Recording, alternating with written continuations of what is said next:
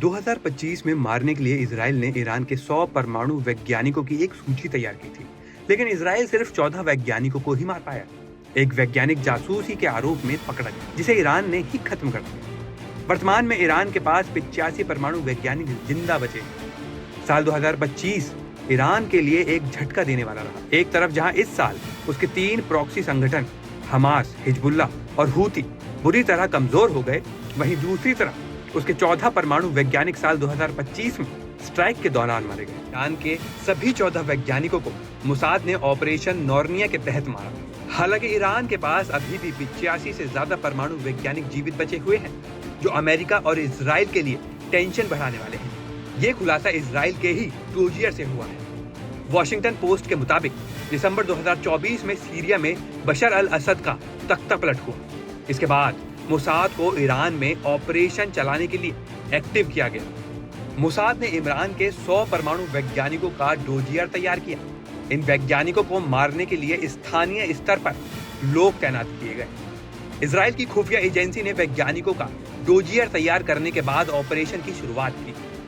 अधिकांश वैज्ञानिकों को या तो घर में या रास्ते पर मारने का प्लान बनाया गया। हर वैज्ञानिक को मारने के लिए अलग अलग लोग हायर किए गए। अधिकांश लोग ईरान के ही रहने वाले थे। मोसाद ने ईरान के परमाणु वैज्ञानिकों को मारने के लिए स्नाइपर, गन, ड्रोन और बम का इस्तेमाल किया। पहले उन वैज्ञानिकों को मारने की कोशिश की गई जो लिस्ट में टॉप पर थे। हालांकि ऑपरेशन शुरू होने के बाद इमरान ने कुछ बड़े वैज्ञानिकों को अंडरग्राउंड कर दिया। कुछ को तुरंत सेना मुख्यालय के पास गुप्त जगहों पर शिफ्ट कर दिया। वैज्ञानिकों के बारे में कैसे जुटाई जानकारी हम आपको बताते हैं। अगस्त 2025 में ईरान ने परमाणु वैज्ञानिक रूजबेह वादी को फांसी पर लटका दिया था। ईरान का कहना था कि वादी ने खुफिया जानकारी इजराइल को लीक की। कहा जा रहा है कि मोसाद ने वादी के जरिए ईरान के परमाणु वैज्ञानिकों का डोजियर तैयार किया था। परमाणु वैज्ञानिकों के बारे में जानकारी जुटाने के लिए मोसाद के अंडरकवर एजेंट करीब 10 साल से तेहरान में सक्रिय थे। अधिकांश अंडरकवर एजेंट ट्रक ड्राइवर बनकर तेहरान में एक्टिव थे।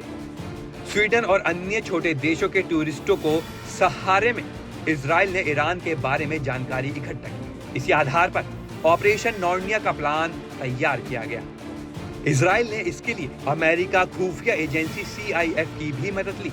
ईरान के परमाणु कार्यक्रम पूरी तरह ठप। इजराइल और अमेरिका हमले के बाद से ही ईरान का परमाणु कार्यक्रम ठप हो गया। अंतर्राष्ट्रीय परमाणु निगरानी संस्था के मुताबिक जून 2025 में ईरान ने यूरेनियम का 60% तक संवर्धन कर लिया था।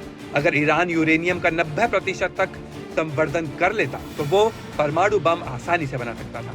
जून 2025 में हुए हमले के बाद ही ईरान का परमाणु कार्यक्रम पूरी तरह ठप हो गया। ईरान के विदेश मंत्री अब्बास के मुताबिक पहले जिन जगहों पर हमले किए गए हैं उसकी सफाई होनी है, उसके बाद ही आगे का फैसला होगा।